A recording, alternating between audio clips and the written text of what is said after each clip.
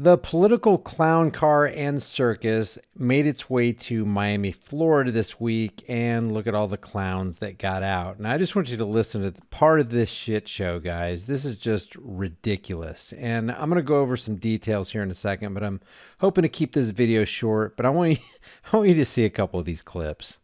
As the youngest guy on the stage, I feel like I probably ought to contribute to the generational conversation. It's part of Joe's generation. I'm all for part of Joe's generation. Let me respond. Before we move the on issue, from, if I may say, is not generational. Let's please. The issue is not generational. The issue is who has the guts to take on Wall Street, to take on the fossil fuel industry, to take on the big money interests who have unbelievable influence over the economic and political life of this country. These issues all of these yahoos are vying for a position in the limelight. And aside from probably Andrew Yang and Tulsi Gabbard, none of these people have any kind of brain, no kind of soul, and they've got no heart.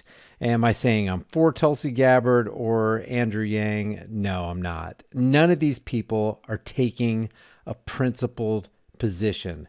They're all trying to out-left each other, outspend each other, and see how many more freebies they can give out than the next clown. Senator Harris, I'm so sorry. We will let all of you speak. Senator Harris. Senator Harris.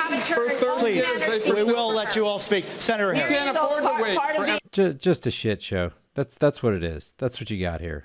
On these issues. Hey guys, you know what? America does not want to witness a food fight. They want to know how we're going to put food on their table. Yeah, it's not the government's job to put food on the table. A government that's big enough to give you everything you want is big enough to take everything you've got. Don't forget that, guys. There are always strings attached. Hi, I'm from the government. I'm here to help. Oh, yeah, really?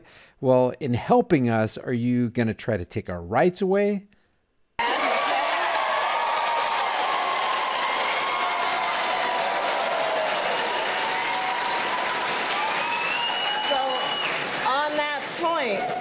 Part of the issue that is at play in America today, and we've all been traveling around the country, I certainly have, I'm meeting people who are working 2 and 3 jobs. You know, this president walks around talking about and flouting his great economy, right? My great economy, my great economy. You ask him, well, how are you measuring this greatness of this economy of yours? And he talks about the stock market. Well, that's fine if you own stocks. So many families in America do not. You ask them, how are you measuring the greatness of this economy of yours? And they point to the jobless numbers and the unemployment numbers. Well, yeah, people in America are working. They're working 2 and 3 jobs. So when we talk about jobs, let's be really clear. In our America, no one should have to work more than 1 job to have a roof over their head and food on the table. Thank you very much, Senator.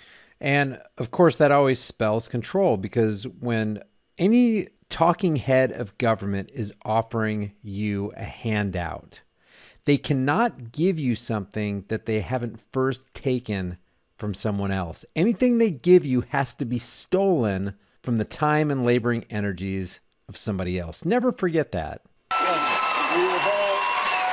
We've all expressed an interest in talking about health care. So let's talk about health care. And this is going to be a show of hands question. We asked a question about health care last night that spurred a lot of discussion, as you know. We're going to do it again now. Many people watching at home have health insurance of their employer. Who here would abolish their private health insurance in favor of a government-run plan? Yeah. All right. Christian Jill. I want government-run health insurance. That's ridiculous. Senator Gillibrand. Yeah, so no, it's my turn. Good. So this is a very important issue. Gillibrand's been very assertive this whole night. She's always trying to talk over people and trying to assert her will and her authority. So the plan that Senator Sanders and I and others support, Medicare for All, is how you get to single payer. But it has a buy-in transition period, which is really important. They make it sound so easy. We're going to modernize the schools. We're going to provide universal health care. We're going to dish out generous helpings of universal basic income. We're going to take tuition rates to 0 and wipe out student loan debt. We're going to solve climate chaos. We're going to end gun violence. And we're going to take on The corporations, right, Bernie? But there's something that nobody talked about tonight. They didn't talk about it last night, and nobody ever talks about it on any night in any election year. And you know what that is? We can't afford to do anything that they're talking about. Look at this number right here, $22 trillion in debt. And if you count unfunded liabilities, Medicare, Social Security, $124 trillion in debt. We can't afford to take a piss, let alone give somebody universal health care, let alone give somebody $1,000 a month, Andrew Yang, let alone wipe out student loan debt, Elizabeth Warren. We can't afford anything. And it's like all these people are sitting here acting like they're the doctors and the Americans are the patients. All of us are the patients on the table, and we're hemorrhaging. We have a aorta that's ruptured, and we're losing blood like crazy. And they're standing around the table.